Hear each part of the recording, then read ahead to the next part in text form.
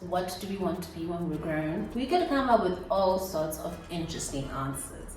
But as we grew and it was time to actually make this decision, we just couldn't really find it so simple anymore. I guess it's because we really understood that this decision would affect us for the rest of our lives. A simple solution to this problem would be proper guidance through career planning in your early teens.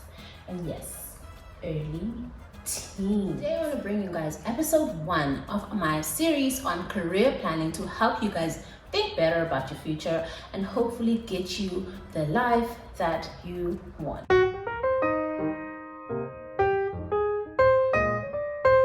Hello everyone, it's V, and I have created this channel for the purpose of creating a platform where our youth can get information and strategies on how they can milk or make the best of their education experience in order to develop careers that are woke. Like, career woke?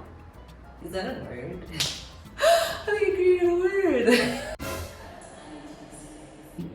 Okay, I might have gotten a little carried away there, but as I mentioned before to you guys, you can start career planning in your early teens or as early as possible. This is because there's an essential part when it comes to the 3 steps that I'm about to tell you guys. And you guys probably know a time in your life when you were aware of something, how much your life changed.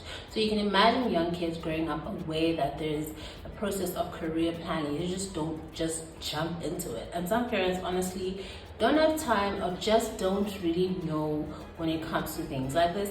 And that is why I am here. Let's go straight to the strategies, right?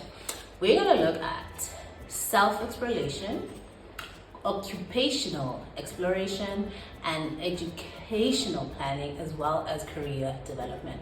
If occupation sounds like a big word, it just means job. So if you guys look at self-exploration, as the word entails, exploring yourself, getting to know yourself more.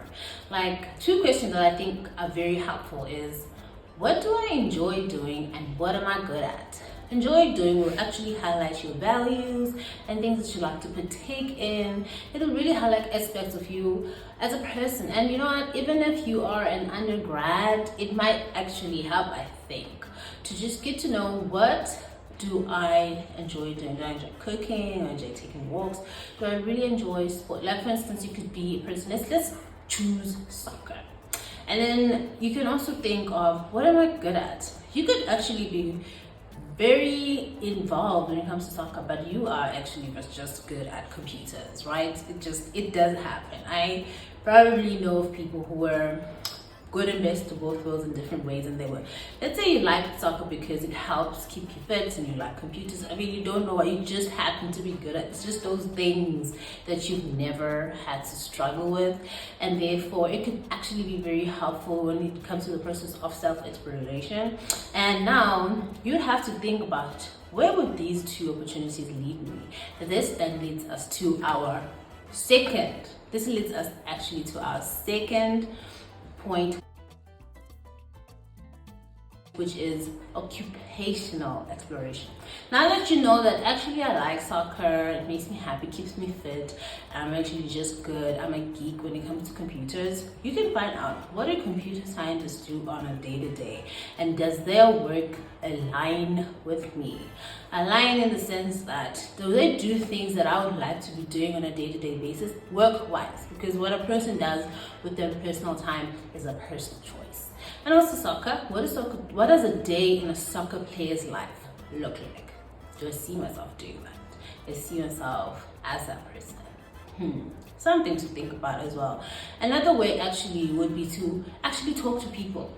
You can inbox. I'm pretty sure you can find somebody who's involved in the line of work that you want to do. You can inbox them on Twitter, Insta, or like, thank God for social media, right?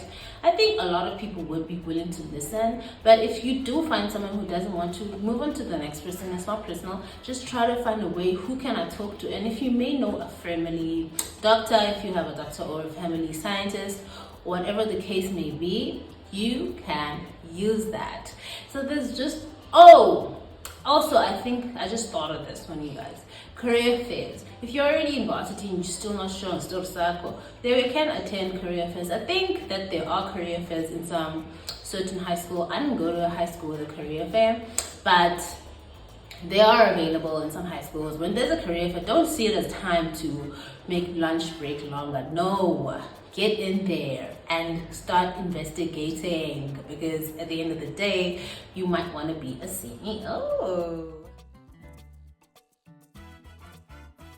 Okay, so now that you know that you love your computer geek and you love to kick a ball, then you can start to think about, okay, where can I get education or training for my interests? Those are things that you can actually look at, and there's actually lots of information online for this one. You can just search it online, see which institutions provide the kind of education and training that you need for the job that you want, and when you see, and so that you can also know how many points you're gonna need or what level of marks you're gonna need in order to qualify for this. And don't let that discourage you though, but it's good to know. Don't let it discourage, don't let it change your feelings towards your career, because as somebody who's been to varsity, it's not as they've written it on paper, but I do understand that the higher your marks, the greater your chances that you can get into more universities, I suppose. But you know what? Just do it for the purpose of getting to know, okay, if I want to be a computer scientist, this is a university that provides them. And actually getting to know the location. Where are these universities? Do I have to go overseas? Like, let's say you're interested in an extreme new industry, like extremely new industry, and it's maybe still available in the United States, then maybe you might have to find out things like that. And it might actually be useful information. The last one, you might want to look into career development in this career. How do I break the market? Do I need an internship? Do I need to do job shadowing? And also, when you've broken the market, can I grow? Which companies actually can provide a space for me to grow? If I can, I'm like, just because I looked at one company and I found out people stay in the same position for 10 years. And remember, don't compare your experience to anybody's experience, but just looking at the market really helps you to understand what you're getting yourself into.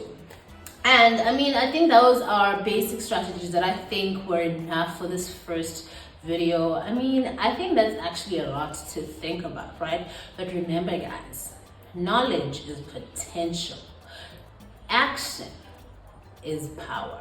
Whatever you do with what you know is what makes you stand out and what makes you powerful. Always remember that if you hear something, choose to listen to one thing that you're going to practice at least once a week, once a day, every chance you get if you can. Whether it's with this channel or any other channel. Knowledge is potential, action is power. Thank you so much, guys, for watching. I am so glad we finally had our first episode. I don't think I actually announced it. This is the first episode of the series, and I'm looking forward to hearing what you guys think. Please comment, subscribe, like. Is there another button? Okay. See you next time.